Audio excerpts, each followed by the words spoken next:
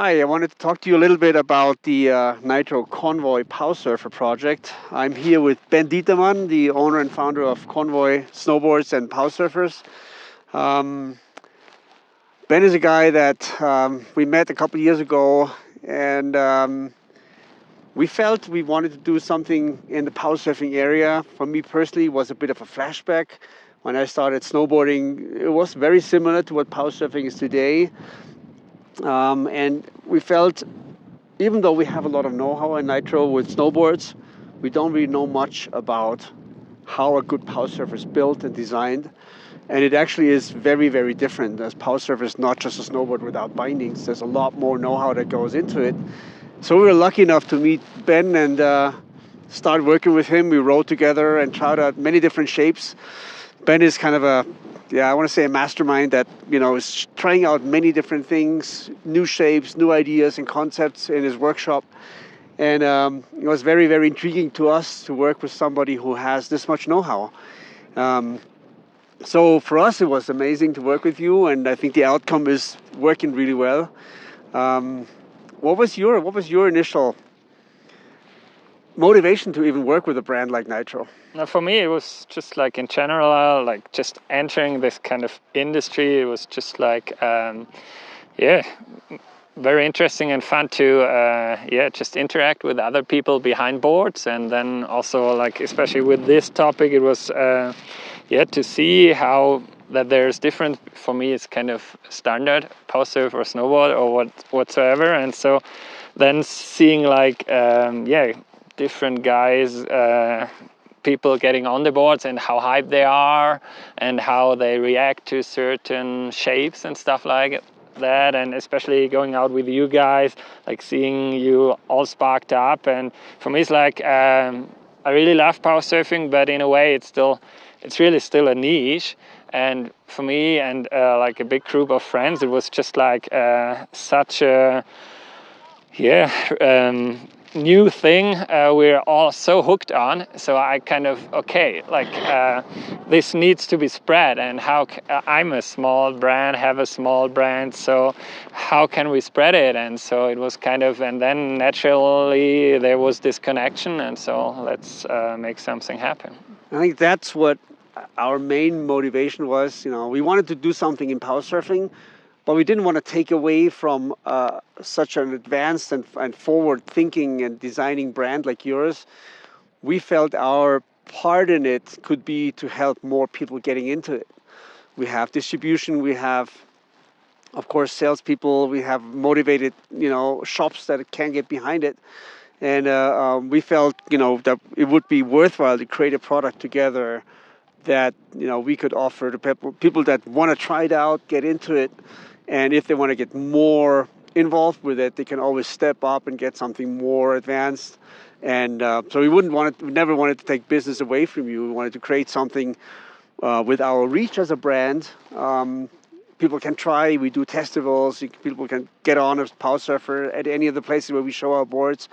And we wanted to use that, combine it with your know-how. And honestly, we could have not done this board. Most of this board is designed by you. But it was super fun to talk about the differences. We rode these boards from 140 to 2 meters that you built. And it's interesting even now, the difference, between the board that we designed here together and the boards you're offering. For you, what was the biggest difference, apart from production, which is a different place, but from the design aspect, what was the most difference between this board and the typical boards you make? For me, it was kind of just getting to the topic from a different perspective, because I kind of got caught up in like, okay, where can I take power surfing? Okay, I'm gonna do more rails and I'm gonna go into the alpine terrain and stuff like that. But then I really realized how much it just caters to people, just like really all kinds of people. And so like with this, okay, you got the audience, you're just known worldwide and kind of spreading the fever. We kind of need a board that is like easy entry, like really like very natural to get on, get moving, get into the turns. And so I kind of went to a more puristic approach, kind of more subtle features on the base, and yeah. Yeah, and I think it's noticeable. You know, if you compare like the NITRO Konvoi Powsurf to your typical boards, that it makes it a little bit easier. You know, maybe there's a level where if you want to push more, you need a more advanced board. That's normal, even with snowboards. But I think it's a very good board to get into power surfing. It's not intimidating. It's short enough, to make it turn easily. It's wide enough to float in the powder. One of the most interesting things for me when we, started trying out all these boards in all the power surfers were that they don't dig in the powder like a typical snowboard.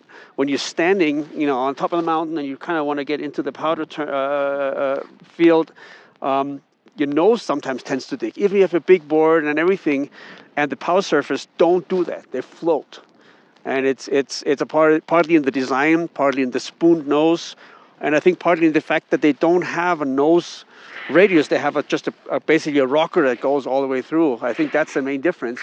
The flotation is amazing, even though they're so small. Yeah, like as you said, it's all about the combination of features, and it's just like for me, it's important that it's a power surfer. It's not a snowboard, and not just like, okay, this is a kind of we just take the bindings off, but no, like really you have a new free space to fill with new design aspects. And so, okay, maybe I don't like rocker snowboards, but with power surfers, it's just like the thing I want to ride. Yeah. And as you said, like how the board picks up speed, that's just such a difference. And for me, it's pretty amazing. In the powder, it's amazing. It makes me want to try that idea for a snowboard, because it's like, man, they float. Why should somebody power surf? Why should somebody even try it, in your mind? Because like when you're hooked onto being outside, it's just like something that gets everyone. Kind of stay away from it. It's highly addictive. So. It's crazy. It's so. I don't even see snowboarding and power surfing competing in a way. For me, it's an add-on. Power surfing is so playful. It can be anything from you take your family, and a board, and you all just go up on the hill and have fun. That can be it, or you take it, and you just go some crazy, steep face. But for me, the cool thing is getting into is so.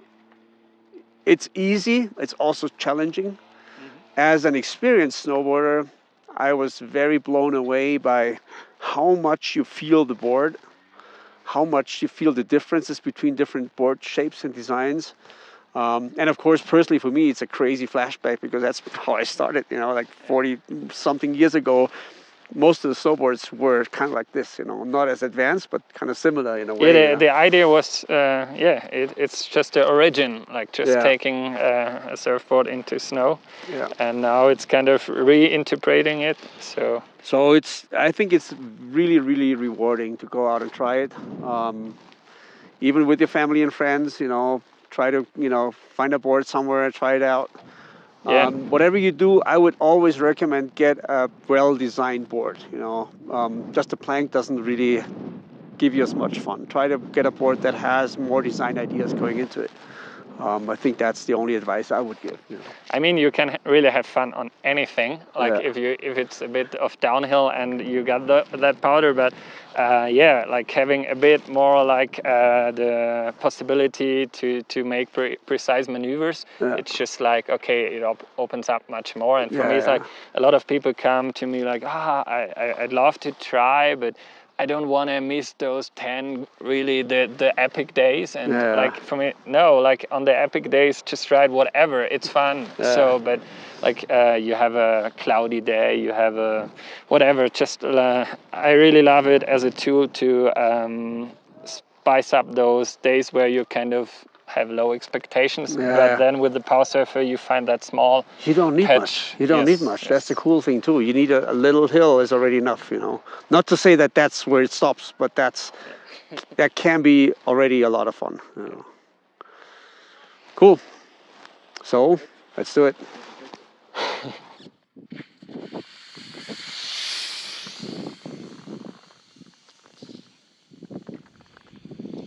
Yeah.